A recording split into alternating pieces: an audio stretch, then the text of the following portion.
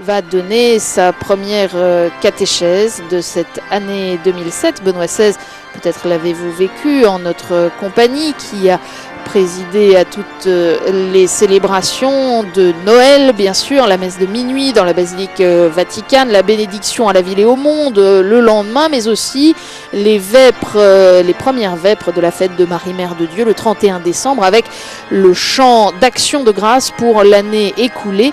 Et le 1er janvier, naturellement, la messe au 1er janvier, qui est la fête de Marie Mère de Dieu, mais qui est aussi, sur une décision de Paul VI à la fin des années 60, la journée mondiale de la paix. Et le thème cette année de cette journée mondiale de la paix, pour laquelle traditionnellement le pape publie un message, c'était la personne humaine, cœur de la paix. Le pape qui, dans son message, a expliqué que c'est un point essentiel, que la valeur de la personne humaine est la colonne portante, le pilier de tout l'édifice de la paix. Un peu plus tard, après la messe, au cours de l'Angélus, il a de nouveau expliqué ce point en soulignant qu'aujourd'hui on parle beaucoup des droits de l'homme, mais qu'il ne faut pas oublier que pour les droits de l'homme, il faut aussi des fondations stables qui ne soient pas relatives ou soumises à l'opinion discutable, et que ces fondements, cette fondation ne peut rien être d'autre que la dignité de la personne humaine. Le respect pour cette dignité commence par la reconnaissance et le respect de ses droits à vivre et à professer librement sa religion, a dit Benoît XVI. Le pape qui, dans son message et dans son homélie aussi de ce 1er janvier, a évoqué sa prière pour la paix dans toutes les parties du monde qui souffrent des divisions humaines.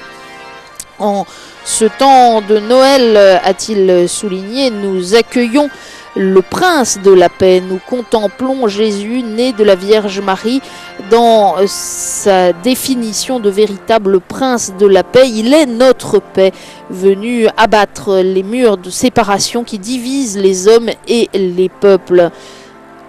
Et c'est d'ailleurs pour cela, parce que nous accueillons le prince de la paix, que le pape Paul VI a voulu que le 1er janvier devienne la journée mondiale de la paix, pour que chaque année nouvelle commence dans la lumière du Christ, le grand pacificateur de l'humanité. Et le pape a renouvelé, bien entendu, ses souhaits de paix à tous les gouvernants et aux responsables des nations et des organismes internationaux, ainsi qu'à tous les hommes de bonne volonté qu'il a appelés à être un facteur de paix, un canal de paix, devoir qui incombe en tout premier lieu aux catholiques. Voilà le pape qui reçoit des présents qui lui sont offerts ici par des religieux, et qui, vous le voyez, est toujours aussi disponible pour bénir, serrer les mains et permettre aux visiteurs nombreux de le toucher. Moment d'émotion, de joie bien sûr, et de foi aussi, comme le disaient à l'instant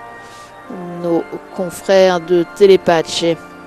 Moment de foi que ces grands rassemblements des catéchèses hebdomadaires de Benoît XVI, c'est déjà la 78e audience générale que préside Benoît XVI. Il va donc tout à l'heure, lorsqu'il aura gagné sa place, au terme de ces longues salutations, le pape va donc ouvrir l'audience par le signe de la croix, puis nous entendrons donner lecture du texte qui fera l'objet de son commentaire aujourd'hui, une catéchèse donnée en italien que le pape, vous le savez si vous êtes des habitués de nos rendez-vous du mercredi, que le pape résume ensuite dans différentes langues, dont le français, avant de réciter avec les fidèles présents le Notre Père, et de donner à tous, y compris à ceux qui suivent cette audience par l'intermédiaire de la radio ou de la télévision, sa bénédiction.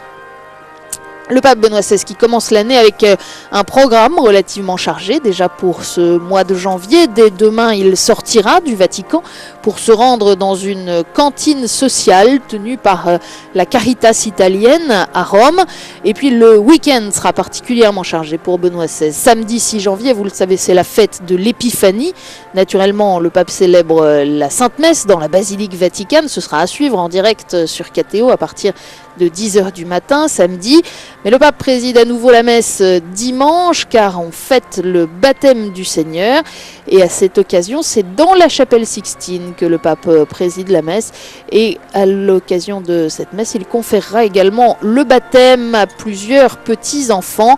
Ce sera donc dimanche 7 janvier à 10 h également dans la chapelle Sixtine, et ce sera aussi en direct sur KTO, de même que l'Angélus naturellement ce même dimanche à midi. Et puis lundi, selon la tradition, le pape reçoit la totalité du corps diplomatique accrédité près le Saint-Siège, autrement dit les ambassadeurs de tous les pays qui ont une ambassade auprès de lui.